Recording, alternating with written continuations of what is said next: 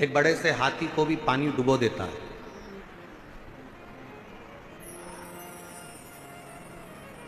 पूरा भरा हुआ तालाब है, समुद्र है, और हाथी उसके अंदर चले गया तो हाथी डूब जाए।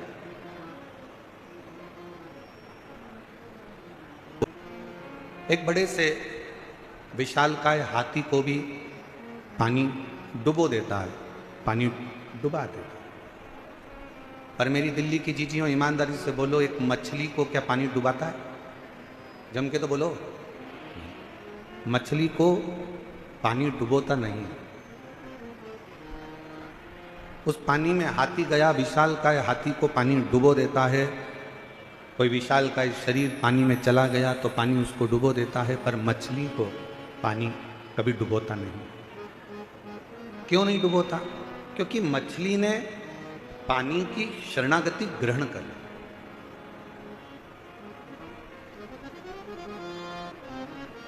मछली ने पानी की शरणागति को ग्रहण कर ली, और मछली ने अगर पानी की शरणागति ग्रहण कर ली तो फिर पानी मछली को डुबोता नहीं है। उसी तरह शिव महापुराण की कथा कहती है, ये मानव शरीर में, दिल में, हृदय में, मन में अगर आपने शंकर भगवान की शरणागति ग्रहण कर ली है तो इस संसार सागर में कोई आपको डुबो सकता नहीं है, किसी की सामर्थ्य नहीं। और मैंने तेरे ही भरोसे बाबा, तेरे ही भरोसे हवा बिच उड़ती जवानी, बाबा डोर हटो छठी नाम कटी जवानी, भोले मैं तेरी बदन, शंभू मैं तेरी बदन, हवा बिच उड़ती जवानी, बाबा डोर हटो छठी नाम कटी जवानी। आप शरणागति किसकी ले रहे हैं? आप किसकी शरण में जा रहे हो? किसकी शरणागति में बैठ रहे हो? किसकी शरणागति ग्रहण कर रहे हो? किस शरणागति में आप पड़े हुए हो? ये आपके ऊपर निर्भर करता है, ये आपके ऊपर बात है। हाथी ने पानी की शरणागति नहीं ली, बस पानी ने हाथी को डुबो दिया। कोई जीव जंतु गया, पानी ने उसको डुबो दिया। पर मछली पानी की शरणागति में रहती है तो पानी मछली को डूबने नहीं देता। उसी तरह जो एक बार एक लोटा जल लेकर, अपने घर का जल भरकर, अपने घर का पात्र लेकर, अपने घर का जल लेकर जब शंकर जी के मंदिर तक कोई जाता है और शिव की शरणागति ग्रहण कर लेता है, शंकर भी उसे भव सागर में, संसार सागर में डूबने नहीं देता, डूबने नहीं देता। एक बड़ा सुंदर प्रसंग आता है, हस्तिनापुर शिव महापुराण की कथा आप लोग श्रवण कर रहे हैं, निरंकारी मैदान दिल्ली में स्मरण करिएगा। एक बार माता पार्वती जी भगवान शंकर के साथ में नंदी पर बैठकर भ्रमण करने के लिए निकलती चलती।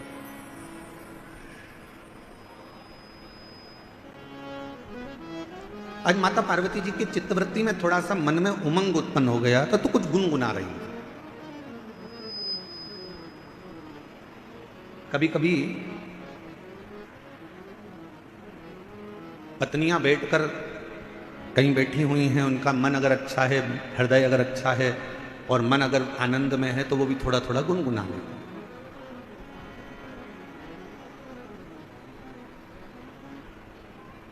थोड़ा थोड़ा गुनगुनाने का कार्य करना। अब पार्वती जी के मन में थोड़ा सा कुछ आनंद की अनुभूति हुई होगी और माँ जगतजननी जगदम्बा माता पार्वती थोड़ा थोड़ा गुनगुनाते हुए शिव जी के साथ नंदी पर बैठकर जा रही। कितना सुंदर भाव कहा गया कि एक पत्नी का पति के प्रति और पति का पत्नी के प्रति एक कर्तव्य सबसे बड़ा ये है कि कभी भी अपनी पत्नी को कहीं लेकर जाओ या पत्नी अपने पति के साथ कहीं पर जाए तो दोनों का तालमेल ऐसा होना चाहिए कि दोनों के चेहरे पर एक स्माइल, एक प्रसन्नता, एक आनंदता दोनों के मुख पर होना चाहिए।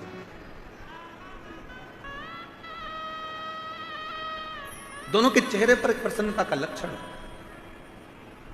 थोड़ा सा भाव प्रसन्नता का सम्मुख में प्रकट। और आज का जमाना बड़ा विचित्र है, 10 मिनट के लिए, वैसे तो दिल्ली जैसे शहर में तो हम कल देखे कि कल हमको एक कार्यक्रम में जाना था, तो हमने देखा कि हमको तो यहाँ ऐसा लगता है कि लोग शादी में जाते होंगे, मान लो 9 बजे रात्रि को शादी चालू हो रही है और 9 बजे इनको शादी में पहुँचना है, तो 6 बजे से घर से निकलते होंगे। दिल्ली की स्थिति जो देखी है उसके हिसाब से बता रहा, और 6 बजे से घर से निकलते होंगे। 15 मिनट की शादी अटेंड करना रहती है, आधे घंटे की शादी अटेंड करना रहती है, और 2 घंटे पहले निकलना पड़ता है, और 2 घंटे वापस आने में लग जाते हैं, और आधे घंटे की शादी अटेंड करी। पूरा समय इतनी देर में तो हमारे यहाँ अगर हो तो हम सीहोर से इंदौर घूमकर वापिस आ जाए।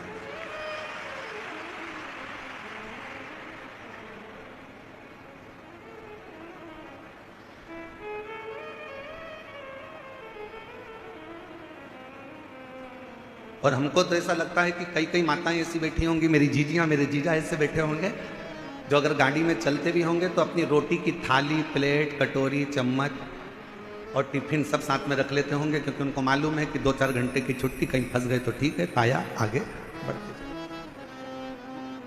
पर अब एक चीज और अच्छी लगी दिल्ली में कि पहले की अपेक्षा दिल्ली के जो रास्ते हैं, जो पुल हैं, जो बड़े बड़े ब्रिज हैं, इन ब्रिज ने लोगों के चलने की आसानी कर दी, और आराम से अब रास्ता लोगों का सरल और सहज हो गया। और बचा कुचा था तो वो मेट्रो चल गई है।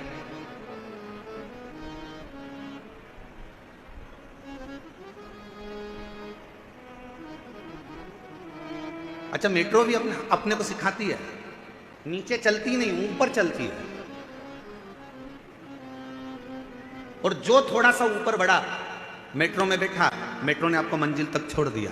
शिव महापुराण भी यही कहती है, थोड़ा सा भक्ति का बल ऊंचा करिए तो आप शंकर जी की कृपा से आपकी मंजिल तक पहुंचने में देरी नहीं। वो भी कर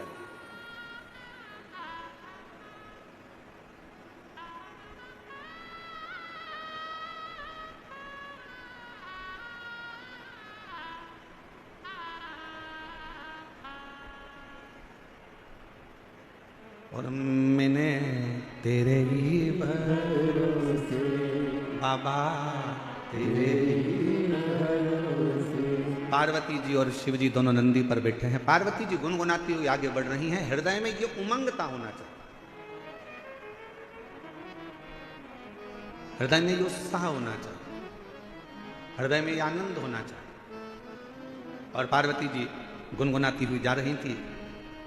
आज माँ पार्वती जी ने देखा कि पूरा वीरान पड़ा हुआ है और एकांत तो कोई स्थल मिल गया। पार्वती जी ने शिव जी के हाथ जोड़े और शंकर जी को प्रणाम कर कर पार्वती जी ने उस स्थान पर रोक दिया।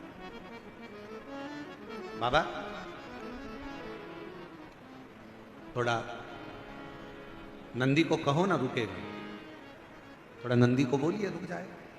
नंदी को रोका।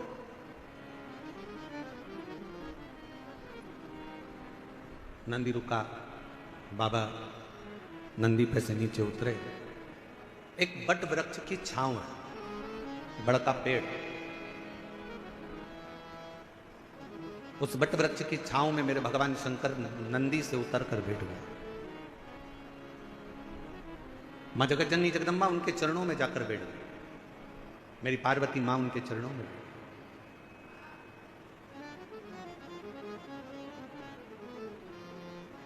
चारों तरफ वीरान एकांत स्थल। शिवजी वट वृक्ष की छांव में बैठे थे और पार्वती जी ने भगवान शंकर को देखकर शिवजी का एक नाम यहां रख दिया। शंकर भगवान से कहा, आज आप एकांत में बैठे हो इसलिए आपका नाम एकांतेश्वर महादेव होगा। आप एकांत में बैठे। और हमने पहले भी कथा में कहा, शिव महापुराण की कथा पहले भी वर्णन करी है। कहीं मौका मिल जाए, कोई जंगल से आप निकल रहे हो, कोई राह से आप निकल रहे हो, कोई मार्ग से आप निकल रहे हो, अपने पास में पानी का बोतल रखा है, जल का पात्र रखा है, और चलते चलते आप कोई एकांत स्थान से निकल कर जा रहे हो और आपको लगे कि कहीं पर एकांत में कोई शंकर जी का ओटला है, कोई शिव जी का स्थान है, कोई शंकर का शिवलिंग वहां पर रखा हुआ है, मन में आ जाए 2 मिनट के लिए गाड़ी रोककर कोई जब नहीं हो, पूरा रास्ता जब सूना पड़ा हो, तब एकांत में अगर कोई शंकर का शिवलिंग मिल जाए तो अपने पास में जो जल रखा हो वो जल लेकर एक बार भगवान शंकर को एकांत में चढ़ाकर उससे अपने दिल की बात कर कर देखना। मेरा एकांतेश्वर महादेव आपके ऊपर कृपा जरूर जरूर।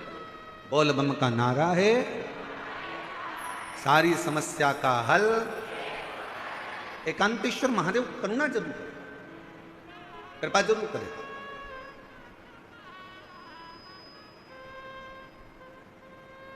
शिव जी के चरणों में पार्वती मां बैठ गई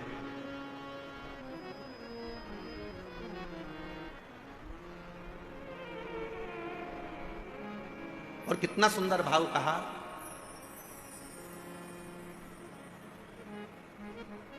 सफर का आनंद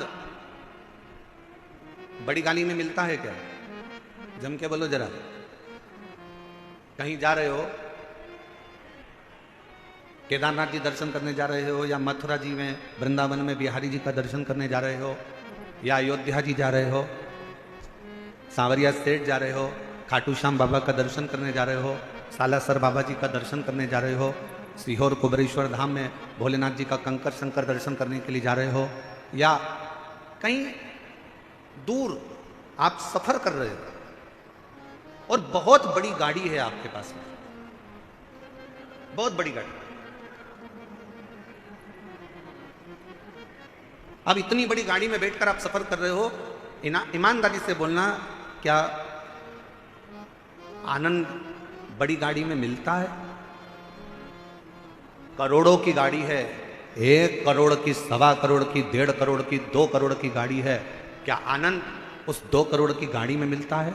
शिव महापुराण की कथा कहती है, शंकर भगवान के पास में कोई पुष्पक विमान नहीं था, शंकर भगवान के पास में कोई ऐसा वाहन नहीं था, शंकर भगवान के पास में तो केवल एक बूढ़ा नंदी था।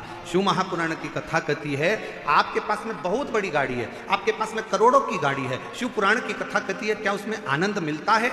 शिव कथा कहती है, बड़ी गाड़ी में आनंद नहीं मिलता, बड़े पैसे की गाड़ी में आनंद नहीं मिलता, जो आनंद किसी बड़े दिल वाले के साथ सफर करा जाता है तो आनंद प्राप्त होता है। करोड़ों की गाड़ी है, मालूम पड़े पैसे की गाड़ी तो हो गई, बहुत महंगी गाड़ी है, बहुत पैसे की गाड़ी है, बहुत बड़ी गाड़ी है, और मालूम पड़े उस गाड़ी को लेकर जाने वाला व्यक्ति दिल का बड़ा नहीं है, मन का बड़ा नहीं है, जरा जरा सी बात में कचर कचर कर रहा है, थोड़ी थोड़ी सी बात में लड़ने बैठ गया, थोड़ी थोड़ी सी बात में झगड़ा करने बैठ गया, थोड़ी सी बात में विवाद करने बैठ गया। ईमानदारी से बोलो, वो करोड़ों की गाड़ी में तुम्हें सुख मिलेगा क्या? अरे बोलो तो मेरी दिल्ली की जीजी हो, दिल्ली के जी जाओ, जम के बोलो जरा, मिलेगा सुख? नहीं। बड़ी गाड़ी में जो सुख नहीं है, पैसे की गाड़ी में जो सुख नहीं है, वो सुख किसी बड़े, अगर पति का हृदय बड़ा है, भले उसके पास में गाड़ी नहीं है, पिता का हृदय बड़ा है, भले उसके पास में गाड़ी नहीं है, भाई का हृदय बड़ा है, भले उसके पास गाड़ी नहीं है, तो निवेदन करूंगा, ये सारी बड़ी गाड़ियों को छोड़कर आपका पति अगर ऑटो में भी लेकर जा रहा है और उसका दिल बड़ा है, तो ऑटो में ही तुम्हें 4 व्हीलर का सुख प्राप्त होगा, उसमें वो सुख प्राप्त होगा।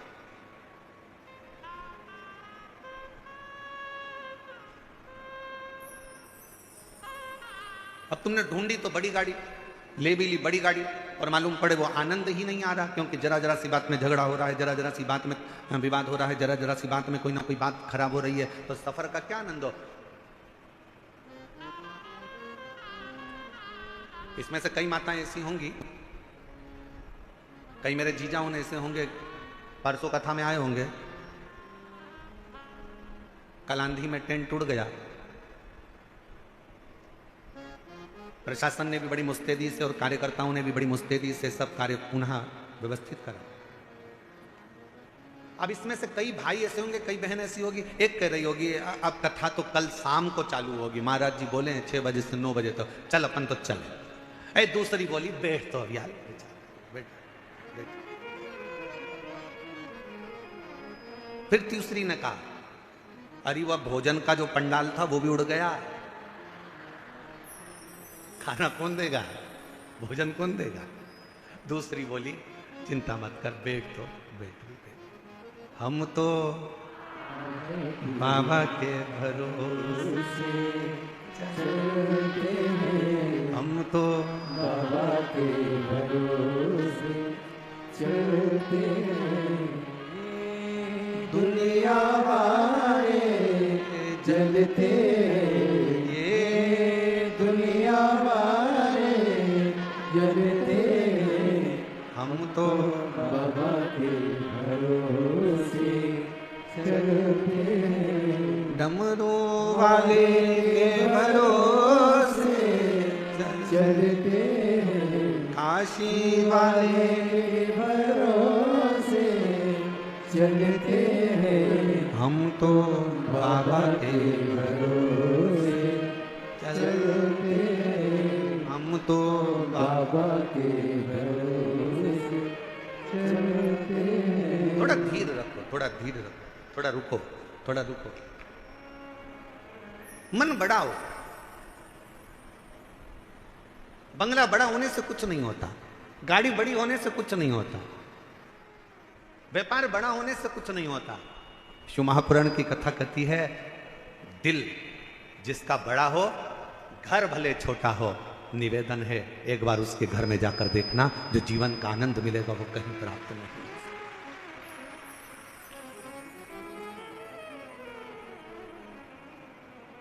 और आज एक बात और कहना चाहेंगे, दिल्ली की इस पवित्र हस्तिनापुर शिव महापुराण की कथा में कोई आपसे कहे कि मेरी पहचान उससे है, कोई आपसे कहे कि मेरी पहचान उससे है, कोई आपसे कहे कि मेरी पहचान उससे है, भरोसा मत करना।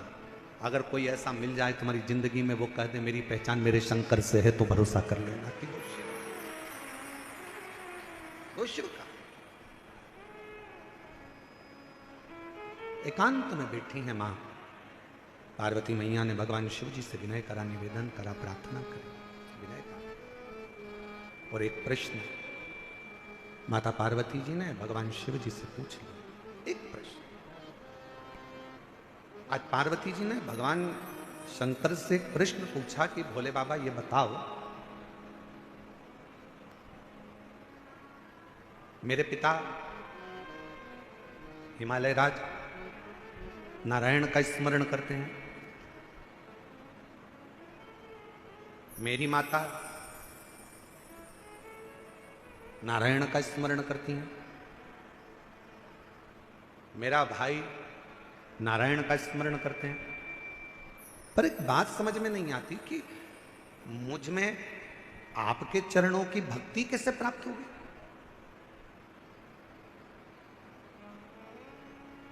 मेरा पूरा घर नारायण का भगत है, मेरा पूरा परिवार नारायण का भगत है, पर मेरे दिल में शिव के प्रति भक्ति कैसे जागृत हो, शंकर जी के प्रति विश्वास कैसे जागृत हो,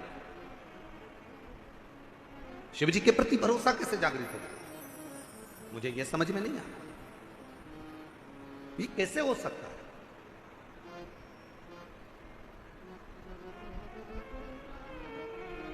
ये कैसे होगा? शंकर भगवान मौन होकर बैठे रहे, स्तुब्ध, एकदम शांत। भगवान शिव थोड़ी देर बैठे रहे और फिर निवेदन करेंगे, कहीं एकांतेश्वर महादेव आपको दिख जाएं। आपने जल चढ़ाया, जल भी नहीं है, बेलपत्र जो शिव जी पे चढ़ी है उसी को उठाकर फिर चढ़ा दिया, वो भी नहीं है। तो एकांतेश्वर महादेव को देखकर अगर आप एकांत में 2 क्षण शिव जी के साक्षी में, शंकर भगवान के सम्मुख में अगर बैठ गए और अपने दिल की बात, श्री शिवाय नमस्तु, श्री शिवाय नमस्तु, श्री शिवाय नमस्तु, श्री शिवाय नमस्तु। एकांत में बैठकर अगर आपने भगवान शंकर के मूल मंत्र का जाप कर कर अगर अपने दिल की बात भगवान देवाधिदेव महादेव से अगर कह दी, तो निश्चित है कि मेरा शिव आपके हृदय की बात को स्वीकार कर कर आपकी झोली खुशियों से जरूर भर देगा। एकांतेश्वर महादेव। कौन से महादेव? जम के बोलो जरा। एकांतेश्वर महादेव, जो एकांत में,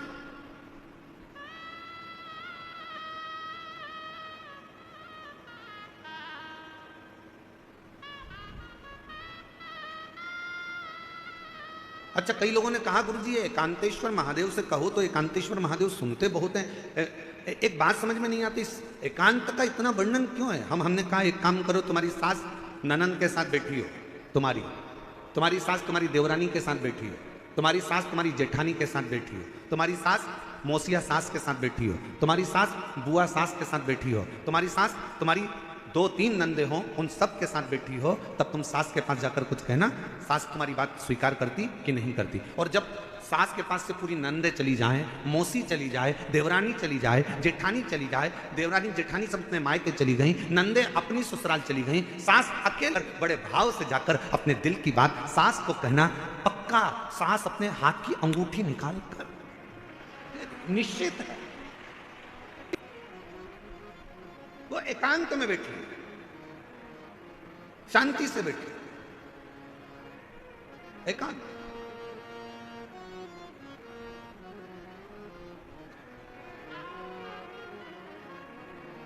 कभी एकांत में बैठे भगवान शिव जी से प्रार्थना करिए, जैसे पार्वती जी कर रही है। पार्वती जी ने कहा, मुझे समझ में नहीं आया, मेरे पिताजी नारायण के भगत हैं, मेरी माता नारायण की भक्ति करती हैं, मेरा भाई नारायण की भक्ति करता है, पर मुझ में ये शिव तत्व, ये भगवान शंकर के प्रति अविरल भक्ति, मेरे को भगवान शंकर के प्रति विश्वास, मेरे मन में ये शिव जी के प्रति भरोसा कैसे जागृत हो गया? कैसे? जरा आप भी विचार करिएगा।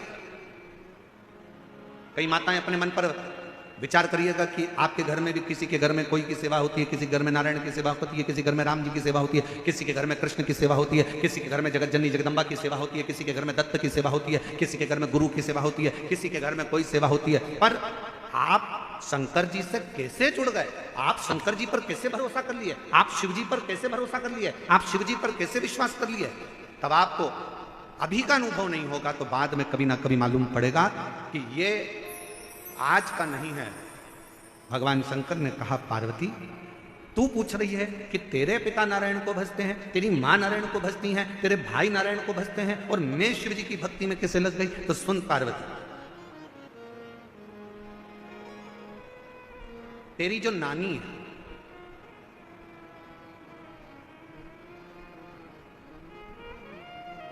शंकर जी की नानी सास, पार्वती जी की नानी, क्या नाम था उनका? बोलो बोलो, जल्दी से बोलो। ओ दिल्ली वाले, अब दिल्ली वाले कहेंगे, गुरुजी हमें तो पड़ोसन का नाम नहीं मालूम, तुम शंकर जी की नानी का नाम पूछ रहे हो, पार्वती जी की। पार्वती जी की नानी का नाम क्या है? सुधा। क्या नाम है? सुधा।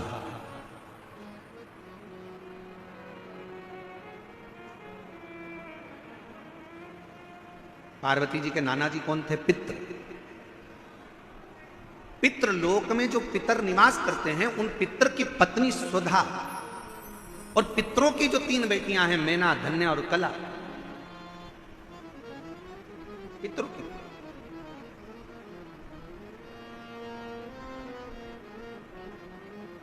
तो पार्वती जी की नानी का नाम क्या है? सुधा। शिव जी ने कहा, सुनो पार्वती जी, तुम पूछ रही हो कि तुम में ये शिव तत्व, भगवान शंकर की अविरल भक्ति कैसे प्राप्त हो गई? शिव महापुराण की कथा कहती है, पहले दिन की कथा में अपन ने देवराज ब्राह्मण का चरित्र सुना था। देवराज ब्राह्मण बहुत पाप कर्म करा था, तो वह महापापी था। उसने कभी शंकर का मंदिर नहीं देखा, उसने कभी शिवालय नहीं देखा, वो कभी भगवान के मंदिर नहीं गया, उसने कभी भगवान का नाम नहीं लिया। महापापियों की गिनती में देवराज ब्राह्मण आता।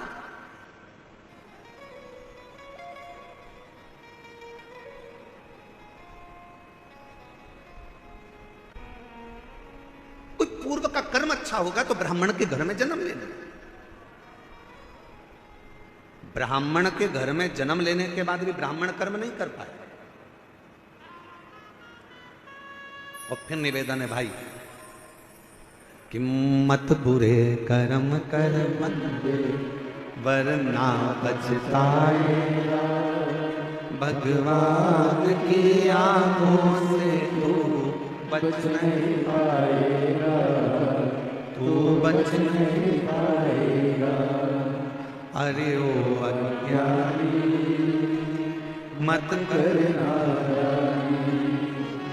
अरे ओ अज्ञानी मत करना, तेरे कर्म का फल तू ही पाएगा, जैसा किया तूने तेरे आगे आएगा, मत बुरे कर्म करो वरना पछताएगा, भगवान की आंखों से बच नहीं पाएगा, तू बच नहीं पाएगा।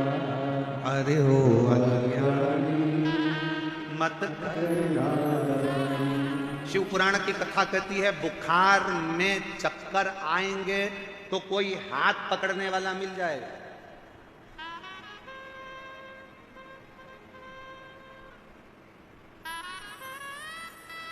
बुखार का समय आएगा तो कोई हाथ पकड़ने वाला मिल जाएगा। शरीर में कष्ट होगा तो कोई हाथ पकड़ने वाला मिल जाएगा। बुखार में कमजोरी आएगी तो कोई हाथ पकड़ने वाला मिल जाएगा।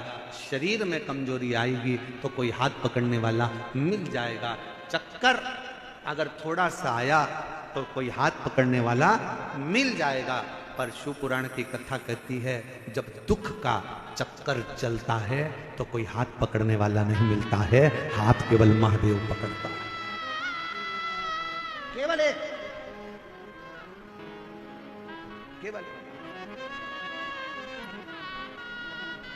बुखार का चक्कर आया ना, कहीं गिर रहे होगे तो कोई पकड़ लेगा।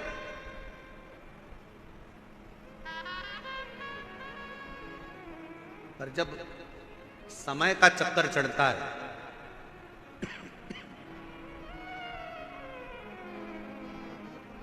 जब समय का चक्कर आता है तब कोई पकड़ने वाला नहीं है।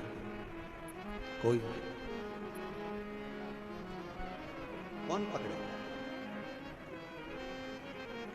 बुखार में हाथ पकड़ने वाले बहुत होंगे, कमजोरी में हाथ पकड़ने वाले बहुत होंगे, पर जब दुख का चक्कर आएगा, कोई विपदा आएगी, कोई कष्ट आएगा, तब कोई हाथ नहीं पकड़ेगा, कोई नहीं। उस समय पर कोई हाथ नहीं पकड़ेगा। पर शिव पुराण की कथा कहती है उस समय पर केवल एक, तुमने जो शंकर जी को 1 लोटा जल रोज चढ़ाया है, ये हाथ तुम्हारा आगे बढ़कर 1 लोटा जल जो शिव जी पर चढ़ाता है, वो हाथ को कोई पकड़े चाहे ना पकड़े, मेरा देव अधिदेव महादेव तुम्हारे हाथ को जरूर पकड़ लेगा। वो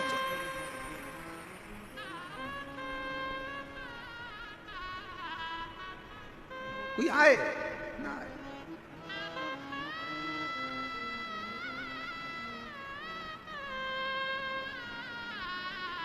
उस शिव के आश्रित हो, शिव के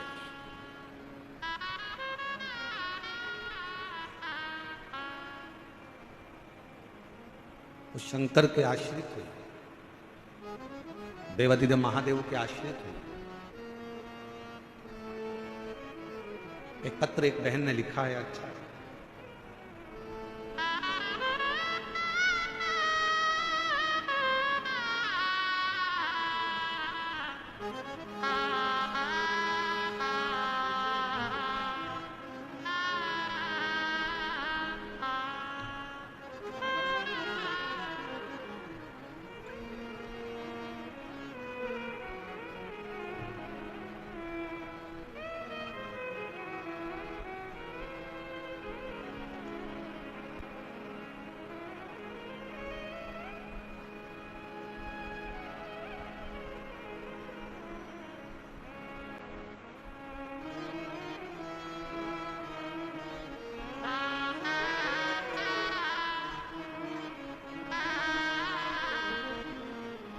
मेरा नाम गीता राठौर है, पति का नाम हरीश राठौर है। दिल्ली के करावल नगर खजूरी खास से आई हैं। कहीं बैठी हों तो हाथ हिला सकती हैं, और अगर बैठी हों तो बेलपत्र लेने के लिए आ सकती हैं। मेरे पेट में 22 जनवरी 2024 को अचानक से दर्द हुआ। पत्र को एलईडी पर पढ़ सकते हैं। मेरे पेट में 22 जनवरी 2024 को अचानक पेट में दर्द हुआ। जब मैंने पेट का चेकअप कराया तो डॉक्टर ने बच्चेदानी में कैंसर की गठान बताई। डॉक्टर के हिसाब से बचने की कोई उम्मीद नहीं थी, क्योंकि गुरुजी कैंसर 4th स्टेज तक पहुंच गया। उसके कारण पेट में पानी भी बहुत ज़्यादा भरने लगा। डॉक्टर ने जवाब दे दिया, और डॉक्टर ने जवाब दे दिया था, और मेरी लड़की रो रही, इलाज करा देंगे पर 1% का भी चांस नहीं है बचने, 1% का भी चांस नहीं है कि ये बचेगी कि नहीं बचेगी। तब मेरी लड़की को सबने आपके बारे में बताया। फिर मेरी बहन सीहोर गई, बाबा का भजन कर, शिवलिंग पर जल चढ़ाना, बेलपत्र लाना, शिवजी पे चढ़ी हुई बेलपत्र खिलाना प्रारंभ करा। जब बेलपत्र को शंकर पर चढ़ाकर वापिस खाना प्रारंभ करा और चढ़ा हुआ जल जब वापिस लेना प्रारंभ करा, दूसरी बार चेकअप के लिए हम पहुंचे।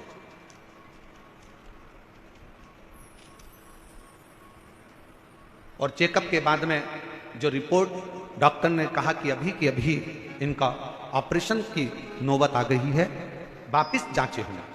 ऑपरेशन की जांचें प्रारंभ हुई और कुछ देर के बाद डॉक्टर ने आकर कह दिया कि अब डरने का विषय नहीं है, शरीर का कैंसर समाप्त हो चुका है। यह समझ में नहीं आया कि यह हुआ कैसे।